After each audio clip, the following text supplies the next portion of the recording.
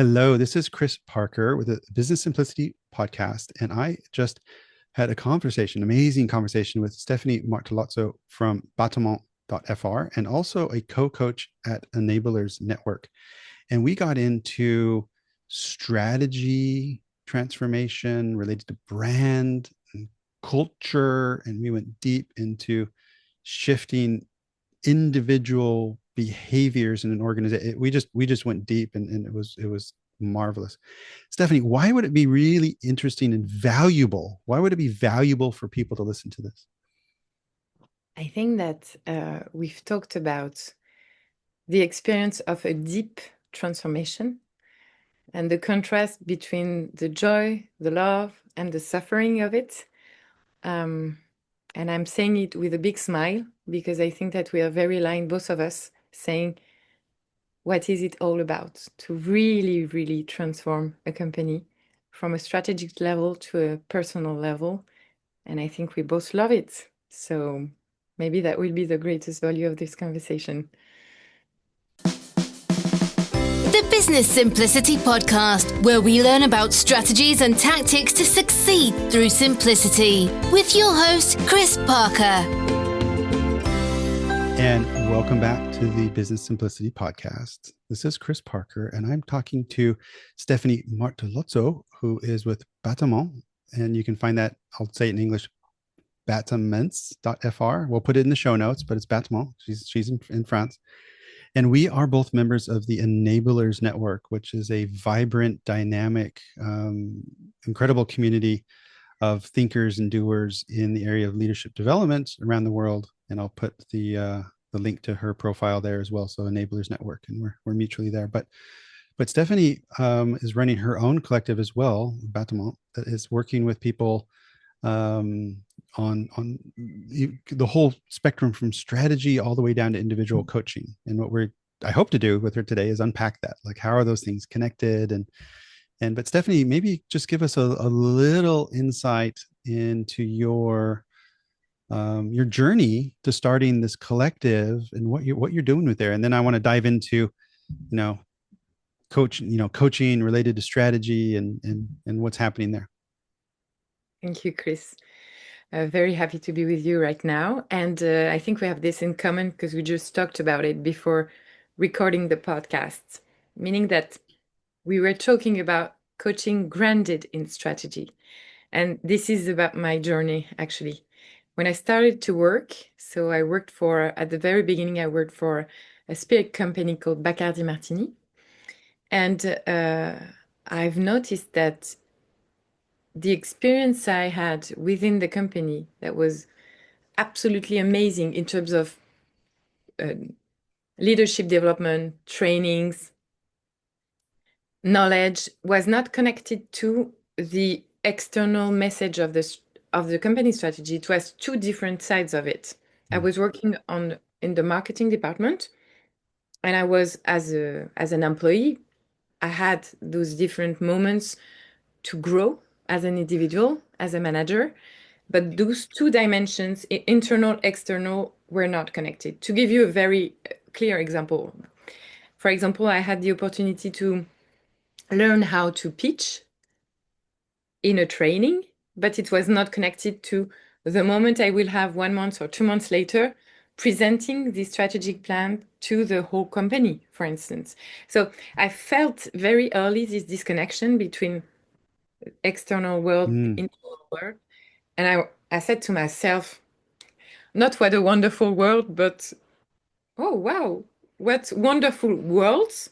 And how can I connect? How can I create bridges to connect both? And I was 20-year-old.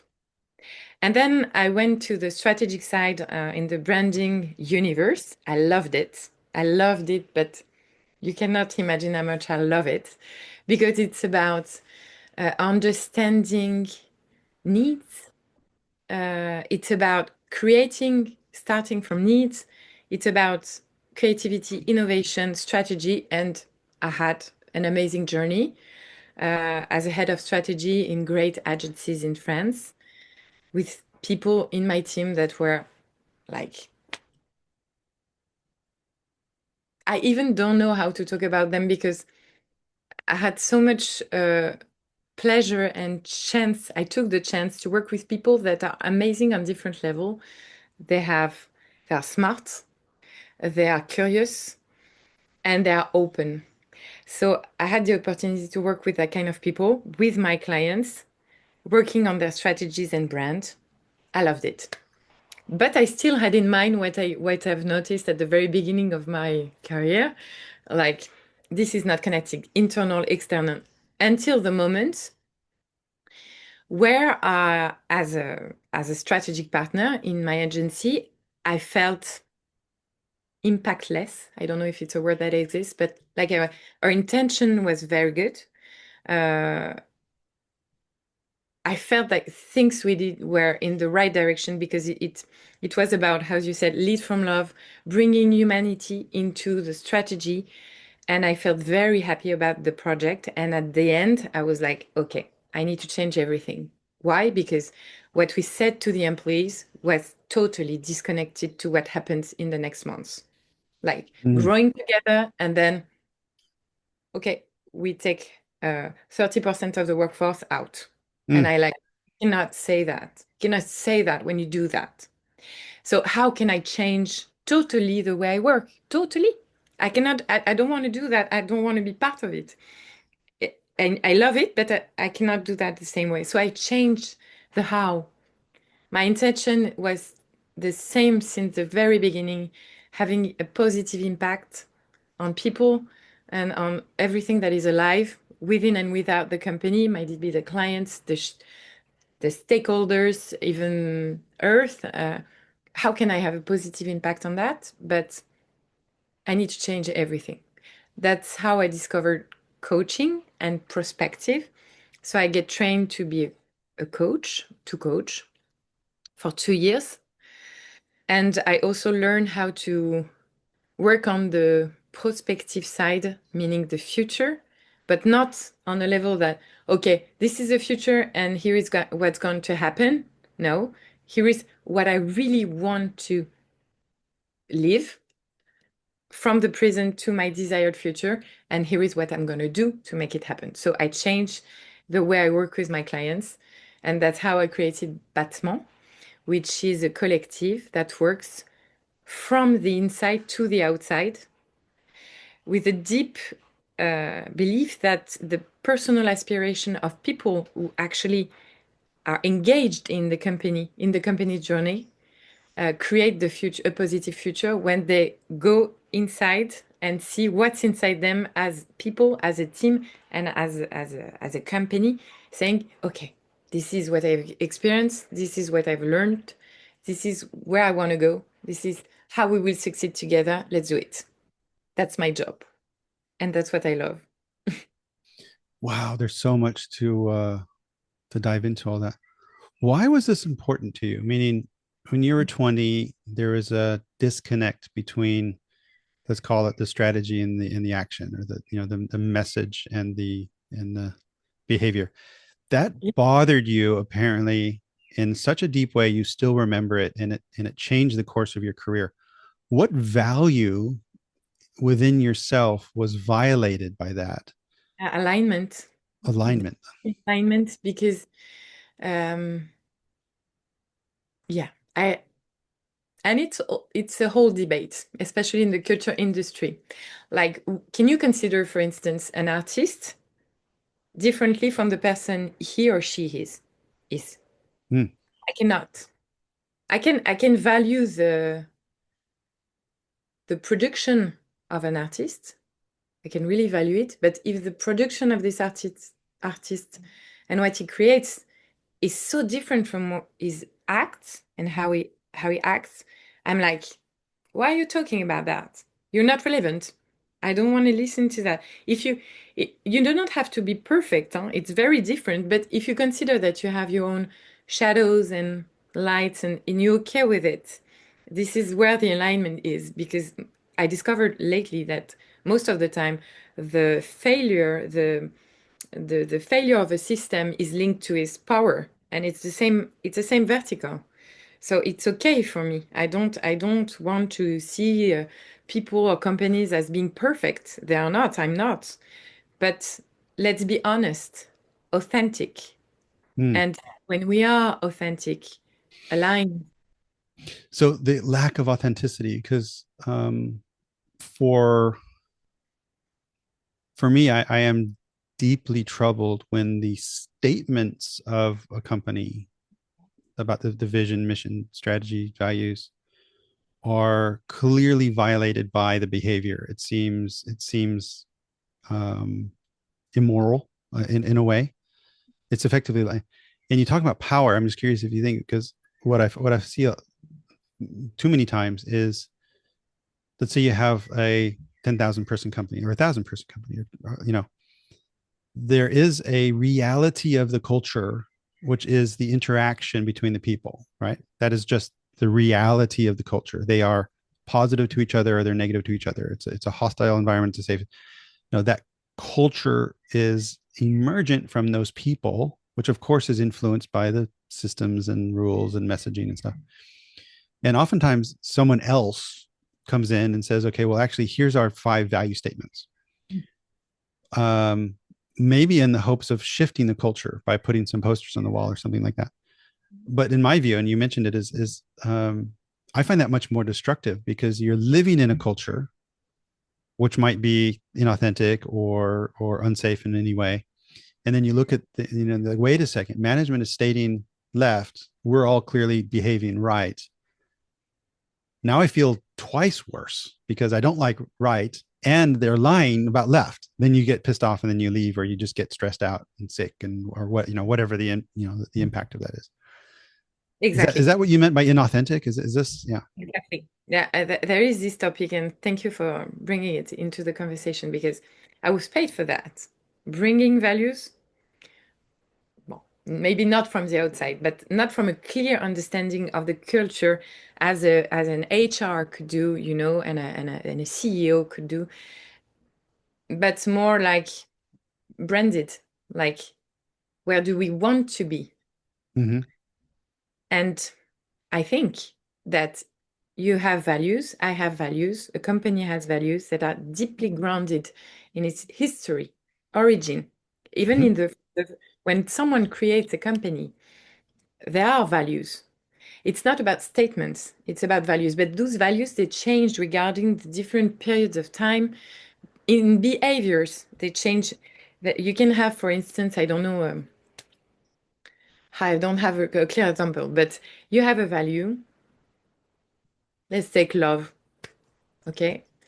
And 100 years ago, love was defined like that. People behaved like that in terms of love, and going from this period to today, it changed in terms of behaviors. Love is not lived the same way, and it will change in the future, but the value is the same and the behavior changed. Mm. So I feel like if we don't do this exercise of saying what's grounded and what are our values, and not in this moment, but like as a red thread actually, and how does it change? It's useless. We cannot do that. And so we need to understand the HR parts in terms of, for leadership programs, winning behaviors for the company, for instance, the experience they have in the seminars they leave, or anything else, the way they measure performance also, but also in terms of statement then as a result, like, because our Mm. values are that since the very beginning, and we behaved like that, and now we behave like that, and we will behave differently tomorrow. This is how our statements It are makes going it to evolve. it makes it living, and I like you mentioned the word aspiration in there as well somewhere. Yeah. I mean, if you came up with some values, and even though we're not living them now, but we aspire to them, and then we put mechanisms in place like coaching and other tools like that to say, okay, well, hey, maybe we're coming from a time when this certain value um, was appropriate, but now we're seeing it's no longer serving us. Let's collectively shift our perspective on that and the way we behave, um, through coaching, through programs, through I think also a lot, it has to start with the top. I think, like, what's your view on that? Like, because on one dimension, the culture is the collective of how the humans are treating each other. You know, that is how they're solving problems together. And the tone, I believe, really starts at the top. Meaning, if there is a hyper, say negative influence at the top that can really poison the environment. I Do you think see it's like, that, or it's not one or the other? It's a yeah, combination. But I see that more as it for me. When you were talking, it has the shape of a sun with les rayons là. How do you say les rayons? the sun rays, Uh, bon. like the rays of the sun, like yeah. Yeah. And everybody is a part of it. Like Mm. I experienced something in the company, you experienced something, the CEO experienced something. All those experiences, grounded in reality, are teaching us what are the values of the company. And okay, then we decide what we want to do about it. And we don't have like 10 values or 7 values. We have maximum 5 or even less. And there is an order also. Because for me, because values are about the real life experiences, then you start with a value and it gives you a part of the experience. And you go into the next value, gives you another part of the experience you live as an employee, as a client. So it's very grounded. And I think that it's even not about hierarchy matter, but it's more about shared experiences, creating a culture and enhanced in statements and the power of brand. Because and you see that also in cultural branding, some countries or cities, they work on their brand, of course. And you know that when you can you said at the very beginning of the conversation, you said it's about creating great memories on a holiday level. And it's the same, a culture. It's about creating memories. So what kind of memories will I keep from this company I started to work for when I was 20? And I will give you a clear example. When I arrived in the company at Bacardi Martini, uh, they offered me flowers. And there were people from every department here to have, I think it was a breakfast with me. And they offered me flowers. So I had the opportunity to Mm. encounter people, not only my team and my manager, but people from the company. And I was really welcome, warmly welcome. Yeah. And I will keep this memory saying, okay, they work in the conviviality universe. They really did it for me. And it's very, actually, it's not very complicated, you know? It's something very simple. And at the opposite side, Mm. working for an agency that I loved, in the value they had the notion of entrepreneurship. Okay, so I was like, oh wow, I love it because I want to be an entrepreneur. I can be an intrapreneur within the agency too. And when I said, here is my idea, here is what I want to do, here is the role I could have within the agency as an entrepreneur, it was complicated, very complicated. And it was easier to say, you cannot do that because it's out from the structure and the system we Mm. have. We don't know exactly how to deal with it. If you are you an employee? Are you external? But I'm like, let's do the contract we want, but I don't care of the contract. I want to be part of it as an entrepreneur, but I want to still work with you because I love you guys and I love your values. Mm. And it's not possible. I'm like, it's sad because we could have maybe work on this value to see, okay, what's in it? Like concretely, what's in it? What can you do? What can't you do? Because there are frontiers also. What kind of behavior can you have?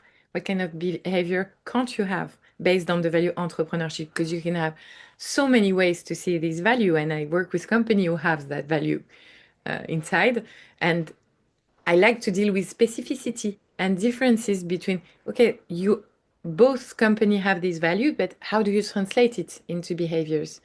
That's what's interesting. That's what makes you unique, actually. It was many years ago. I think Forrester did a research, and it was on around customer experience, impact on profitability from in a customer experience context. But what they did is they researched, I don't know, top 100 companies, let's say, of their value statements, and they realized there's only like 20 words that are repeated again and again and again. Okay. And basically there was no correlation from the words, the terms, and profitability or customer satisfaction. But what was, and then they looked at Glassdoor, and what they found a direct one-to-one correlation was management behavior in line and in support of the values. Those companies were strong and profitable. Management that was behaving counter to their values were destroying value and dissatisfying their clients. This comes into that inauthentic, that disconnect thing. So I met it's with Battements, when you come into an organization, they will most likely want to shift a strategy. They have a need, and they need coaching and support in an individual and team level to get there. So when you come in and they say, hey, we want to go left, and you're marrying up, okay, strategically you want to make this shift as a statement of a direction from the company, and we know you as a human need to make a shift as well. How do you engage that? Like how do you bring those things together? Thank you for that question. Not easy one, because I'm still learning, and I will learn all my life, I think, on it. Most of the time when they see me and they say, okay, we have a strategic issue on a brand or on a cultural level, we want to shift something, as you said. They are really focused on the expertise and the content. Okay, what do we want us to deliver? And they will spend so many times on that. Like, for example, the logo type, the look and feel, the tone of voice, for example, the value statement, blah, blah, blah. And they will spend time briefing me on that. But as a coach, even if they do not ask me coaching, I'm very focused also on how they work, how they brief me, how they will make sure that those contents are relevant, impactful for the employees and for the clients. And they do not see exactly what's happening in my head, but it's like a big flipper, and I'm like, it sparks everywhere. And then I go back to them saying, okay, I really understood the context, and I also explore broader depending on their demand, objective, and success criteria. I look around and I look at weak signals or things that I can read or understand of their context, of the context of the demand and the objective. And I'm like, okay, I'm looking outside and I've understand something about what's happening inside in terms of what's happened in the process. With the process you brief me, here is how we could do on those three different levels. As individuals, for example, 4 or 5 people are engaged on the brand. Okay, you guys, what do you want as individuals and as a team, at a project team? As a company, how would you see that you've achieved something and you're proud of it and you did it? And it's not about, at some point we did it and then it's finished. No, because there is a risk on that. A risk is I look at I didn't know how to say that, mais l'effet soufflé en français, c'est it will run out of steam then. So you need to keep going on that direction.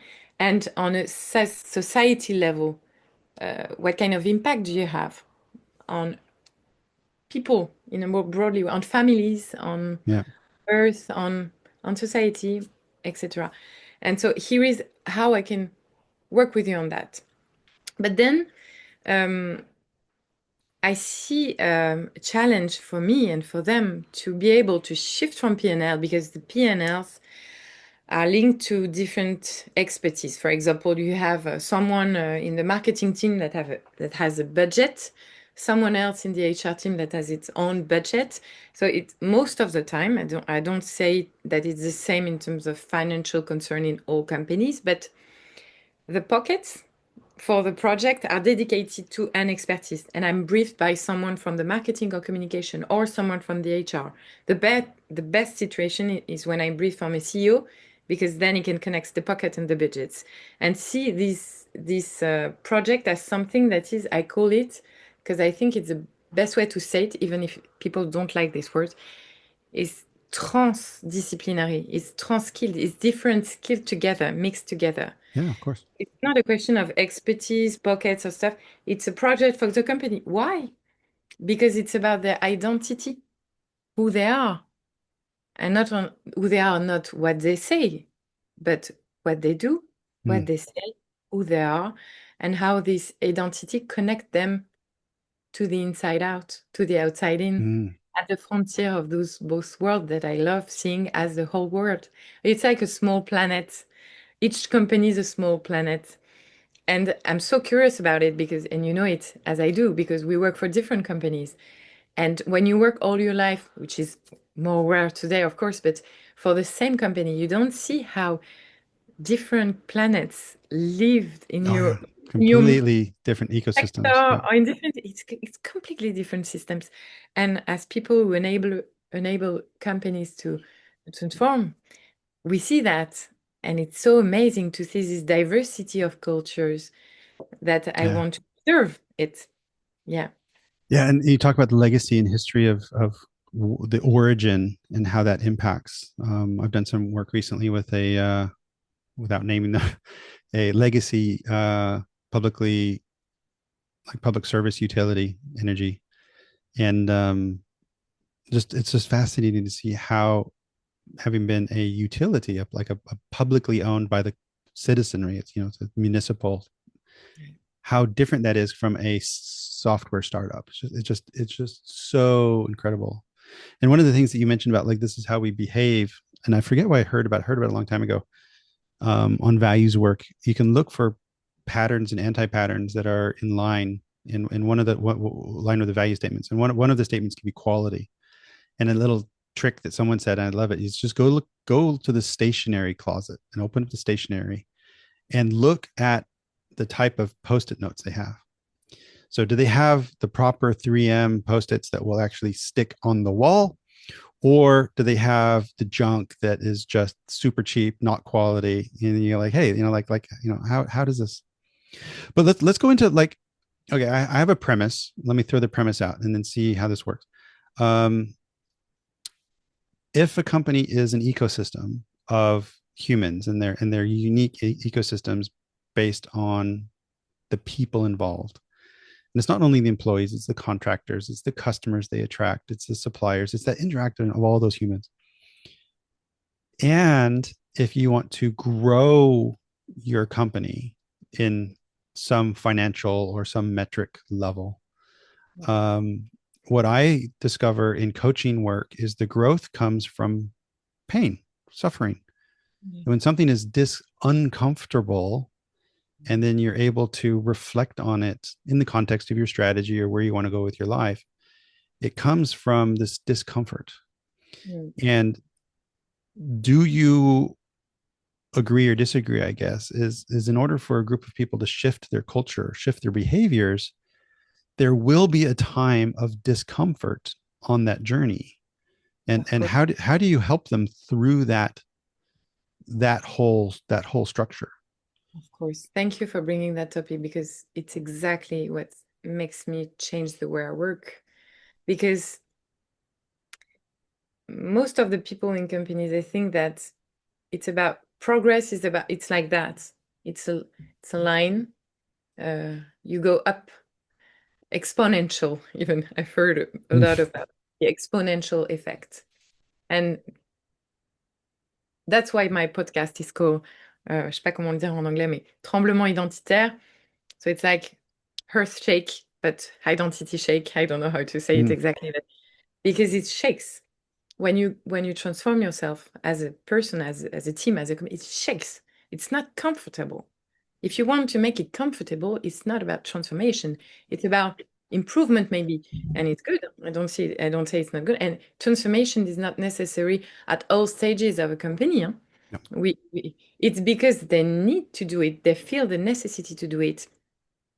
because there is a force inside or outside or both that makes them, they're obliged to transform.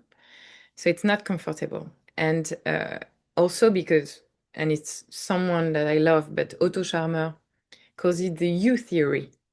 When you have a transformation process, you go from the upper side of the U with, okay, this is what we want. It's about, I call it desire phase. Like, this is the intention we have. This is how we will succeed. And then you go see people who will have an impact on this objective and success criteria. And you talk to those people. Might it be quant, qual? You talk to them. And either you stay in that stage or, oh, I don't want to listen to what I've said. Either you listen to your emotions. Okay, they said that, I don't feel comfortable with that, but at some point it's their reality. So do I take it into consideration? Do I grow my reality with their own reality? And if I accept to grow my reality with other people's reality, first of all, it's painful because I have to accept that sometimes I feel, for instance, sad or angry or another emotion or scared because I don't know what to do of that.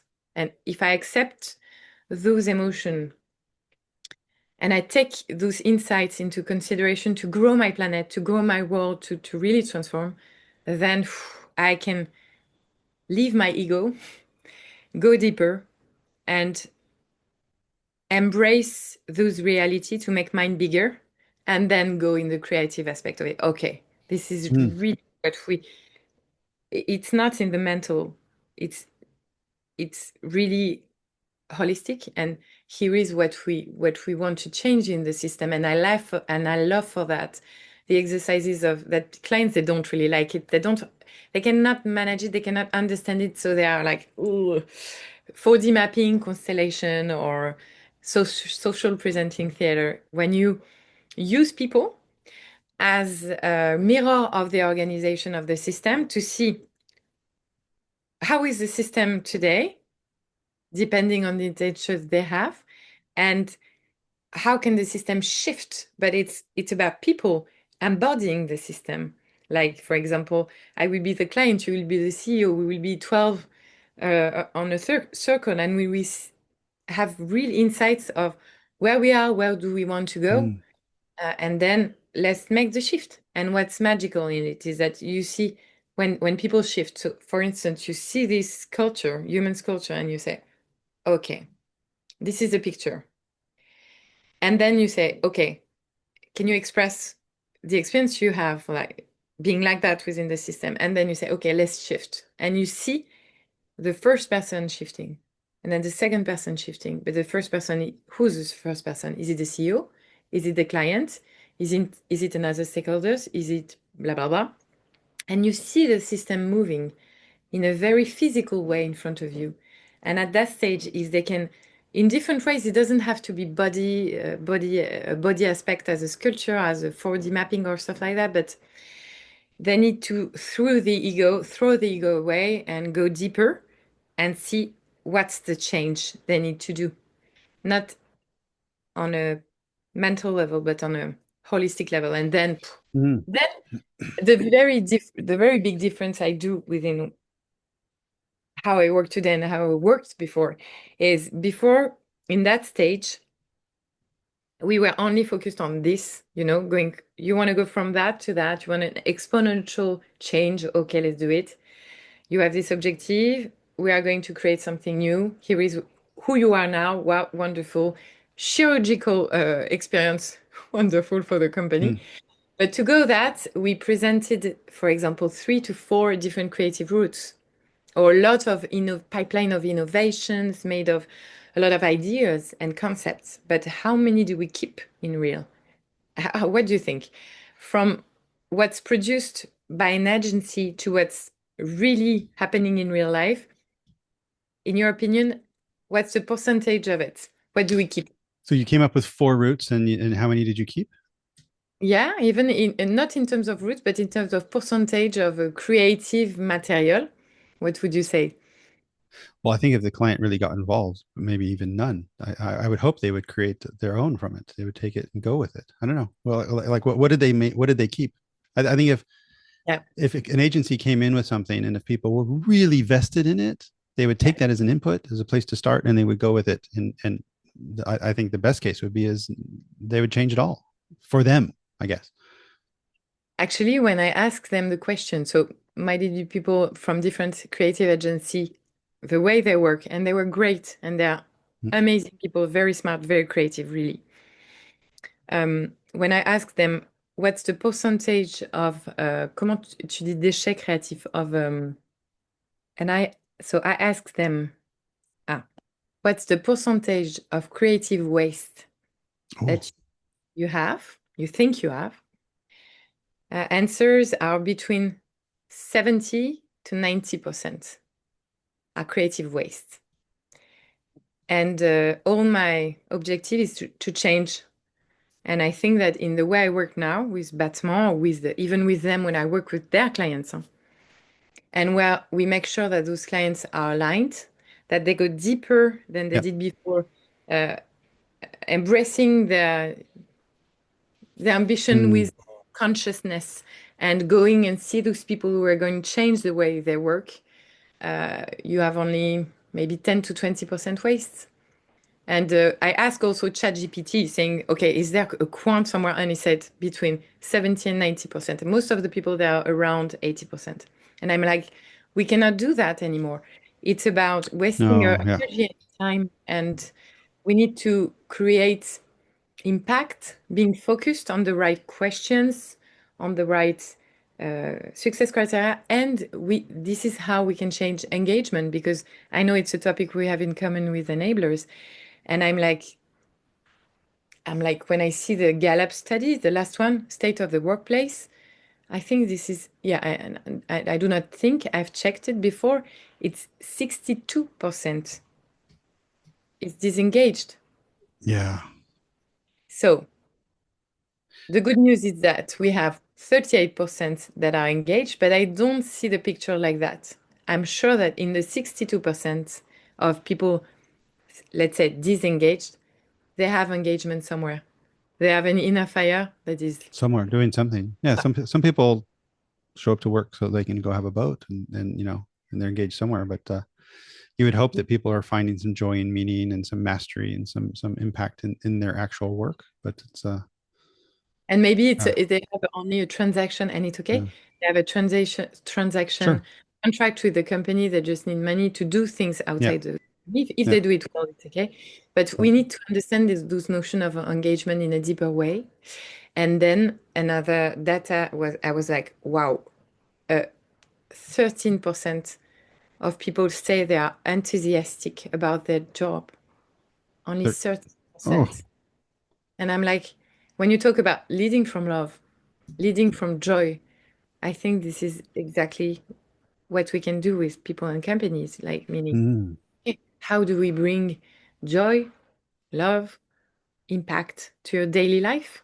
Not being like, a bit soft like or a rainbow fuzzy. Hey, I idealistic like rainbows, but people. Yeah, no. No, we are not uh, idealistic people. We know that it's about well, suffering, as you said, but we can do that together. well, other metrics we read, and then we need to wrap up soon. But I've got one final question for you. Is they say like the 70, 80, 90% of transformations fail. And one of the reasons I believe a couple of reasons. One, a lot of the transformations I think are defined and created from some strategy office, which is disconnected from the people. So the transformation should never have happened in the first place. And so actually the transformation failing is a very good thing. The other thing is they're not going through this work. Like, okay, we want to transform, but we're not going to do this deep work that you guide, you coach, you bring those people along. So I think another reason that company transformations are failing is because the humans aren't engaging wholly, in a fully present way in the actual real transformation. So, but my final question, what's happening to your right? There is a crystal ball with what looks like a wizard in it. It's just to your right there. what is happening there? He's been looking at me the whole time, and I'm Okay. okay. My office is in my daughter's room right now. I have Okay. different places where I work to. And I present you Zandar Le Devant. It's his name. And one of my friends offered me that game that I was nostalgic about. And he can say to you what's going to happen in your future. But I don't think it worked like that in the workplace. So Zandar, bye-bye. You Okay. don't want it anymore. So there's no magic short trick. You can bring in the wizard or something like that. So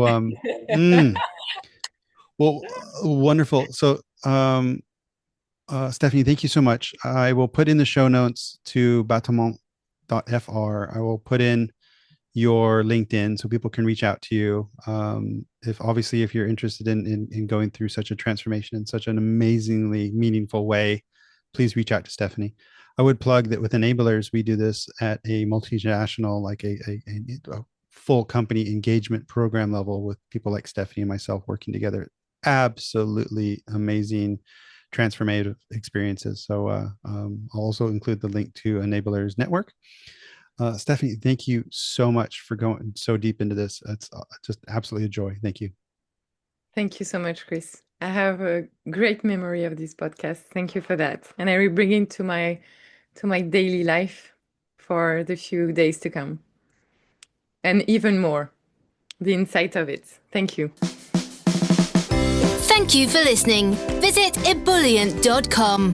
Don't forget to like and subscribe to the podcast on your favorite player.